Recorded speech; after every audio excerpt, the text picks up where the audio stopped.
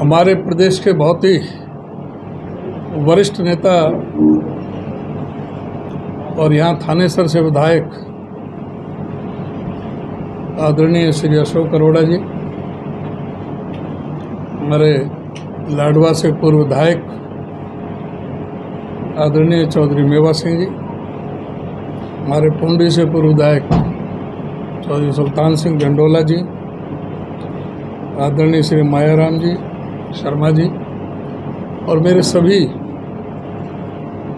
Press के, media के, print media से सभी सम्मानित मीडिया के साथियों, आज एक विशेष प्रेस कॉन्फ्रेंस में आज आपको बुलाया है। जिस तरह से कल नगर परिषद की मीटिंग में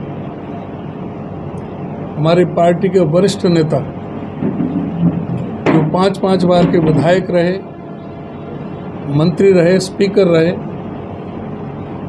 और जिनका पूरे हरियाणा प्रदेश में एक बहुत विशिष्ट स्थान है, उनके साथ में जिस तरह से भाजपा के कुछ लोगों ने, जो पार्षद भी नहीं थे, आउटसाइडर थे, वहाँ मीटिंग में जो गुंडागर्दी की, जो तानाशाही की, जो बदतमीजी की,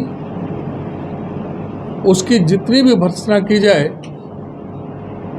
वो कम है। पार्टी इस मामले में बहुत गंभीर रुख लिया है और जब लेटर था ईओ की तरफ से कि कोई आउटसाइडर नहीं आएगा, जिनको अधिकार नहीं था, जो आधिकारिक जो पार्षद थे,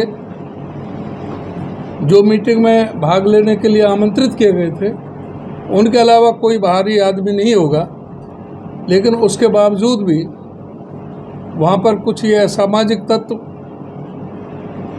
वहाँ पर बैठे गए और उन्होंने जिस तरह से बदतमीजी की, ये बहुत ही निंदनीय है। और ये जिला मुख्यमंत्री का भी जिला है, यहाँ से वो पार्लियामेंट के मेंबर भी रहे हैं। ये एक बहुत बड़ी जिम्मेदारी है, प्रदेश के मुख्यमंत्री को भी इस पर नोट लेना चाहिए और ऐसे लोगों के खिलाफ सख्त से सख्त कार्रवाई की जानी चाहिए। और पहले तो प्रशासन के द्वारा, डीसी साहब या ईओ के द्वारा या एसडीएम के द्वारा प्रशासनिक तौर से ऐसे लोगों के खिलाफ एफआईआर दर्ज करनी चाहिए थी, उन पर कार्रवाई करनी चाहिए थी, लेकिन अभी तक प्रशासन ने किसी भी तरह की, लगता है कि कोई कार्रवाई नहीं की है। तो इसमें हम आज आए हैं, पार्टी बहुत गंभीर है कि अगर इस तरह की हरकतें नहीं रोकी गई और इसके लिए समुचित एक्शन नहीं लिया गया तो हम मजबूर होंगे, इसके खिलाफ हम आंदोलन चलाएं, प्रोटेस्ट करने का गवर्नर से मिले। अभी हम सारी वो चीज़ हम बना रहे हैं, स्ट्रेटेजी कि क्या क्या हम कार्रवाई करें, लेकिन ये बिल्कुल भी बर्दाश्त नहीं होगी। ये लोकतंत्र की हत्या है, प्रजातंत्र की हत्या है। ये संविधान के हिसाब से सारा जो कार्य है वो संविधान के हिसाब से चलेगा। गैर संवैधानिक अगर इस तरह से प्रजातंत्र की हत्या की गई तो बिल्कुल पार्टी बर्दाश्त नहीं करेगी। और इसके बारे में यही हम कहना चाहेंगे कि प्रशासन को तुरंत इस पर एक्शन लेना चाहिए और मुख्यमंत्री जी को भी इसमें तुरंत कार्रवाई करनी चाहिए, जिससे कि लगे कि भी एक अनुशासन के तहत जो आगे भी कार्रवाई चले।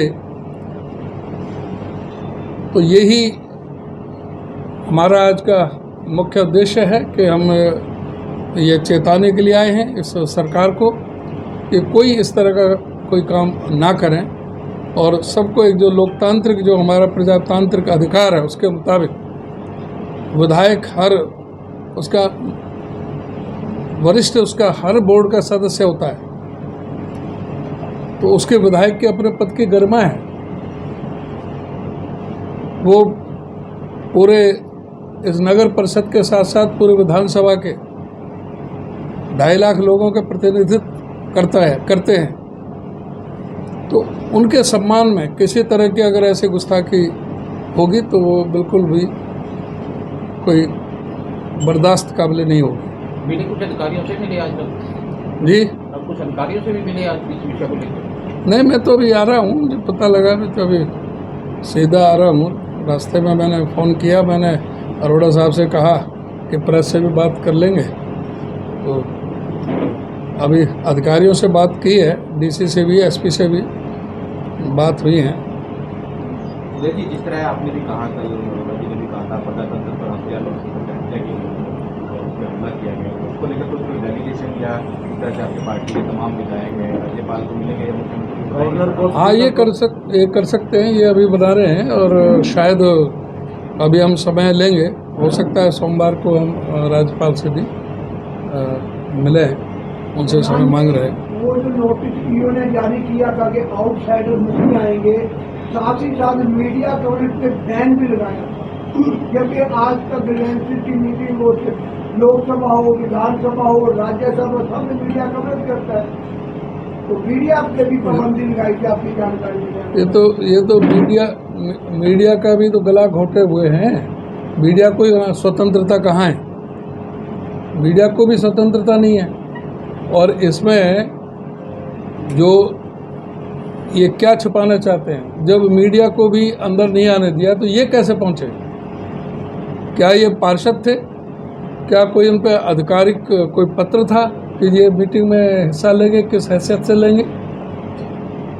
जब इनको कोई अधिकार नहीं था तो वहाँ जाकर के इन्होंने क्यों बदतमीजी की, क्यों झगड़ा किया, क्यों गलत भाषा इस्तेमाल की?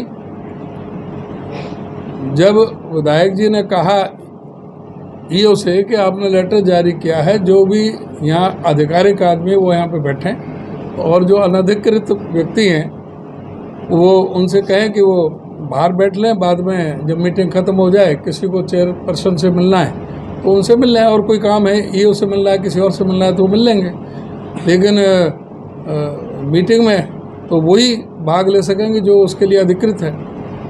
आउटसाइडर तो जो वहाँ पे थे, अगर उनके खिलाफ कार्रवाई नहीं होती तो अल्टीमेटम को दिया जाएगा प्रशासन? बिल्कुल बिल्कुल, अभी हम देख रहे हैं कि क्या प्रशासन करे, नहीं तो हम सोमवार को राज्यपाल से हम मिल सकते हैं।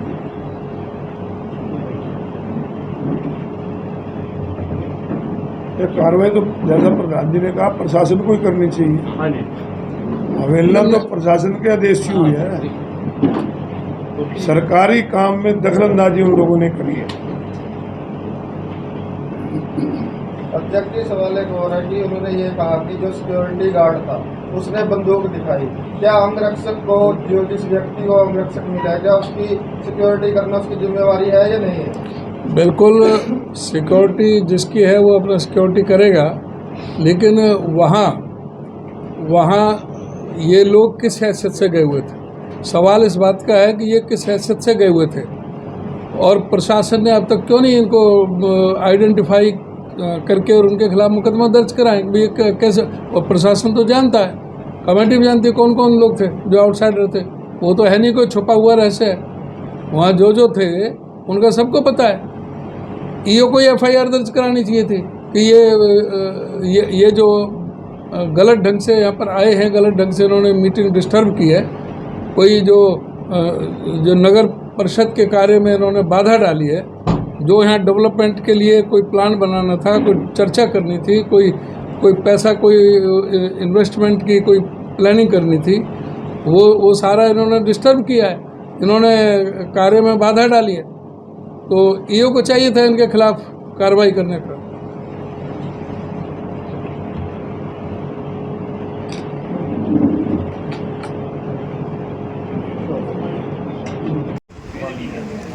इस राज्य में सब पहली बार हो रहा है कि बीजेपी के राज्य में जो विधानसभा के सदस्य, विपक्ष के एमएलए भी सुरक्षित नहीं है। पहले भी कईयों को धमकी मिली, तरह तरह के हुए हुए। देश तो संविधान के अनुसार चलेगा, भावनाओं से थोड़ी चलेगा। ये असल में गवर्नमेंट की मीटिंग में मैंने इनके उजागर कर दिए, जो इनके ठेकेदार ने लाए, 2 ठेकेदारों ने आरोप कर दिए कि भ्रष्टाचार।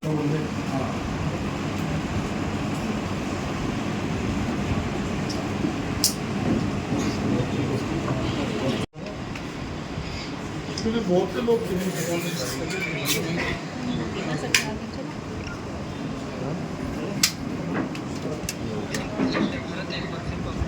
को जो इंडिया से बात कर रहे थे, उसे को टारगेट